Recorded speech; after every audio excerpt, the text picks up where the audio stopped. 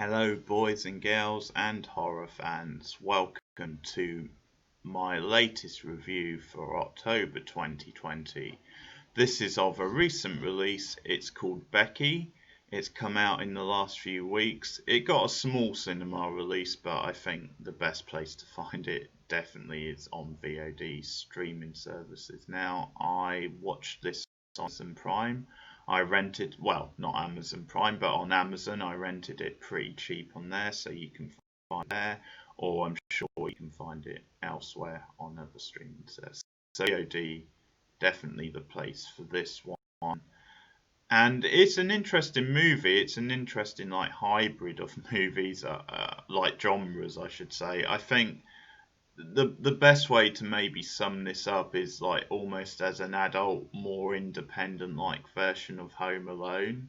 So if that sort of premise appeals to you, then dive right in. I'd say the setup for the plot is that you have this sort of preteen, the title character Becky, played by Lulu Wilson. She has recently lost her mother to cancer, so now you have her and her dad, played by Joe McHale of Community fame, and they have an awkward relationship and struggling to like reconnect after the passing of her mother. Obviously, Becky at such a young age to lose her mother is really going through some emotional stuff, and she has a very like tense relationship with her father, who's obviously trying to the single parent routine. But to add to the drama and the tension between them, he recently, well, he has, let's say, a newish sort of girlfriend, and it's revealed during the film that they are now engaged. So she also has a young son, and the father takes, Becky on like this camping trip to like their favourite sort of spot out in the woods. They've got a cabin there. Obviously, it's something they did as a family when the mother was still alive. But he kind of drops it on her that, hey, I've invited my girlfriend and her son, and this obviously turns Becky's mood the wrong way. She's really like this, really sends her off kind of the deep end, and she storms off on her own. She has like her own little treehouse that she retreats to with the dog, uh, and so this the setup then is that these crooks, these neo-Nazi crooks, as it happens, escape from prison around this time. They hatch this sort of plan, and they head towards this location in the woods where Becky and her family are. And the reason for this is because they've got this key that opens something important to them, which they've planted in this location. And so they head there to get this key, and lo and behold, the two kind of plots like merge, and they end up capturing and kidnapping Becky's family, and they quickly find out that Becky has the key. So that becomes the whole sort of plot, where Becky is obviously seeing what's happening, and she kind of has to step up. She has to try and protect and save her family.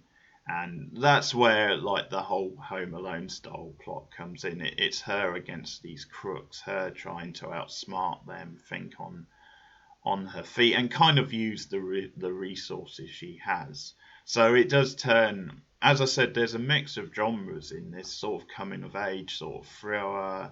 There's some comedy in there, some black humor in a way, but yeah, it does have this sort of, there is a, as it goes on, it turns into more of a horror movie because of the way she has to defend herself. And yeah, it does turn brutal. There are some satisfying kills for the horror crowd as well, and it's quite empowering as well to see this kid and the way she inventively gets the best of these criminals and turns the tables and stuff. But there's a whole like angst-ridden sort of thing to it. The way she's obviously very mad with the world, and yeah, she really takes that rage out on them.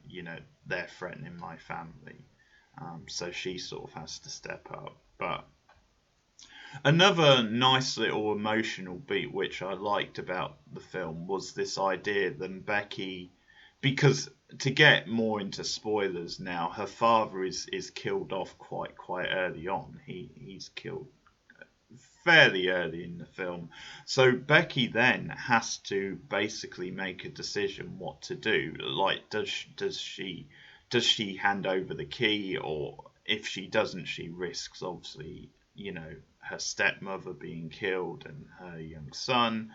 But I think what's interesting about this whole thing is that it's almost thinking what her dad would want her to do, and he would sort of want her to like try and stand up and protect, his girlfriend and her son. So it's almost like Becky has to grow up in this film, and it's kind of like I like the little touch of the fact that she has to protect these people who up to this point she's had like kind of hostility towards. So that's a nice little twist to it. Um, I think I think there's a couple of negatives if I'm sort of nitpicking. I think I didn't mention, but Kevin James is like the head of these criminals. He's like the guy who like conducts traffic, if you like, and it because of his comedy past, when you see him in this film, it just feels like Kevin James, but a bit more gruff and with a beard. I don't think he's the best actor anyway, but I guess if he hadn't done like Paul Blart Mall Cop and those sorts of films, then maybe it would have been easier to have taken him seriously. But as it is, I do find him cast in this sort of role as quite distracting. I think also the neo-Nazi thing is a bit forced. It's almost like they're trying to push like current contemporary type buttons. And I think Joe McHale is actually fine. I wondered at first if he might be a bit miscast, because I'm used to him mostly as Jeff Winger in the Community. But actually, he's quite like realistic. I think as this kind of dad who's trying to be hip, trying to understand his daughter better, and he does grow over the course of the film, and I think you see more of a bond there as things move on. Um, Obviously, there's a jump in genres, as I said, and for some they might find that a bit jarring, but for me it worked quite well. I think the way they turn things around and the way it becomes this empowering like narrative, and I think it did give it a different sort of feel to me. There's a certain style to it, the way it gets inside Becky's head. Lulu Wilson is fantastic. I mean, she's developing this sort of almost like young scream queen type reputation. She, of course, was in Annabelle Comes Home, which I enjoyed a fair bit. It wasn't perfect, but it was a solid movie, and I thought she was very likable in that. She also popped up in an episode of Picard randomly, but I think she has a real future. I think she's very naturalistic. I think she's engageable and likable. In this film, you really buy her as this teen going through a lot of emotional stuff. She's very sort of angst ridden, but yeah, you really like her and you root for her. And I think actually she has a lot of power and a lot of rage and a lot of presence, later on in the film when she has to turn the tables and has to step up against these criminals. You really feel that, and you do feel her rage, and you're sort of willing her on in a way. So it's a great performance. She really carries the film because obviously she's in like most scenes, and she is like the emotional heartbeat of the film. I think if she wasn't so good and on point, the film would fall a bit flat. But she really carries Becky's journey so well. I think what's interesting too is that there's a very nihilistic, sort of darker sort of feel to it, particularly at the end of the film, where it does bring up questions about what this experience has done to Becky, whether it's like changed her for the worse, whether it's having to kill these criminals and defend her family, has it turned her to the dark side, and maybe put her on this sort of murky sort of path. I mean, one thing is we never find out what the key's for exactly. I sort of thought they might reveal that, but they never do. And at the end, Becky basically has the key, and she's been like interviewed by police about exactly what happens. And there's this certain idea of, is she gonna try and find out what the key is for? I mean, you thought maybe she would just hand it over to the police, but she never reveals that side to it. The fact that they're looking for this key. Um, but also, I think the way it highlights her emotional state at the end and how she's in almost this trance like state.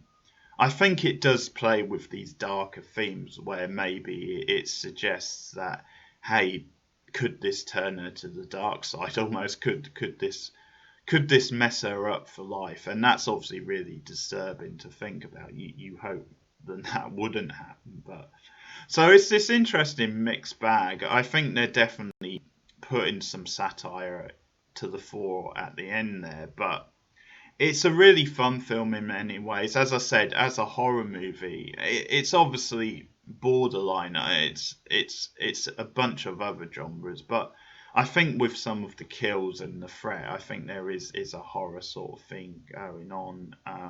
And the kills, as I said, are really satisfying if you're a horror fan. They're really inventive, and it does have that Home Alone feel, except they obviously she actually kills them, and they feel like real kills. They feel realistic and very visual and bloody. So a couple of the highlights. At one point, she gets on like a wire slide that she like builds from her like treehouse, and she slides down and basically like blades the criminal, like I think it's in the throat or something. So that's a really fun, inventive little kill. Um, at one point, when the Kevin James character is like threatening her, going after her for the key, she actually like stabs the key in his eye. So he's like sort of half blinded for most of the film, but she doesn't actually kill him at that point, but key to the eye, which is really, really sort of cool. And the highlight, I think, when it comes to the kill scenes, is that there's this struggle with one of the crooks where she knocks him off balance. He goes in the water, and she actually like backs over him with a speedboat propeller, and it's such a glorious kill because the camera lingers just long enough to like you see the blood sort of splatter out, but you also hear the effect of it. And it's a really cool, satisfying kill. And as I said, most of this is really empowering stuff, but the kills do deliver for the horror fans. So it works on those levels as a film. I think one thing which was kind of odd and interesting is that you have this character who's like the secondary crook, and he's this big like sort of giant of a guy, and he's kind of, as I said, the secondary crook. So he's taking like orders from the Kevin James character, and at one point Kevin James is trying to convince him to go through with this because he's having second thoughts. And they do this thing with the flashback where in the past, as part of a robbery and something which got out of control, he did kill a bunch of kids, or one or two kids anyway, because they like got in the way. And so this makes him quite hesitant towards the situation with Becky and the idea of killing her, also killing, the other young kid. He doesn't want to do it. He said, I don't want to do this stuff anymore. And the Kevin James character obviously tries to manipulate him. He tries to say, well, just think about the end goal in this. Just think that once we get the key, I mean, it's the key to use a cliche. He doesn't say this, but it's kind of the key to everything for us, and then we can get out of this stuff. We don't have to do it anymore. But it becomes this sort of little arc for this other crook where, because of the past experience, so it does show he has some sense of morality, and he has been a little bit like sort of like pressured into this way of life. And I kind of predicted that there was going to be this twist where, because at one point he like storms off and says, "I'm not doing that," and I kind of guessed that maybe he would then later save Becky and the family, and that sort of happened at this big like crucial point. She does run over. I think he runs over with the Kevin James character with his car or something to save them. But and I thought what's interesting then and quite harsh is that Becky actually still kills him. She kills the other crook. She's so mad with him and the stuff he's done. And I mean, okay, fair enough. Just this redemption plot, it doesn't like sort of absorb him of like responsibility for the bad stuff he's done. But I actually felt a bit bad for him that she killed him because I thought, yeah, he has just saved you. He's done the right thing in the end, and maybe he was sort of coerced into this sort of life. Obviously, he's done a lot of bad stuff, as I said, and from Becky's point of view, you can understand it. But I just sort of thought she could have let him go at that point. But in any case, I mean, I think it's also adding to this darker side of the film, this sort of satire, the fact that Becky does become almost very ruthless in this part of the film, and it's definitely playing with, as I said, nihilistic sort of themes of how has this experience changed her. So there's all that stuff. There's some nice emotional scenes. As I said, it really gets inside Becky's head. It has flashbacks to her and her mother. You see her watching a video of her mother at one point on her deathbed. So that sort of stuff all brings the drama home well. So it balances a lot of stuff. I think for the most part it does it really well, and it's a successful film. As I said, Lulu Wilson really carries it. If that was there, it would be a lesser film, I think. But I had a good time with it. It's not perfect, but I think I liked it despite its faults, really. And I think it's one I would check out again. So if you're into this sort of stuff, I highly recommend checking out Becky. It's on streaming services now. I'll give it 7 out of 10. A really good watch. I recommend checking it out. Let me know what you think of it in the comments if you do see it. Like and subscribe. Help the channel keep this sort of content coming. I hope you're having a good October 2020. Obviously difficult circumstances right now, but I can tell you I will be active throughout the month, not only with these movie reviews, but also with live streams, doing various horror themed live streams. Done some fun ones already, but there's many more to come, including on Halloween itself. So thanks for listening. Get me up on Twitter as well. I'll put the link in the description. But yeah, thanks guys, and I'll see you again soon.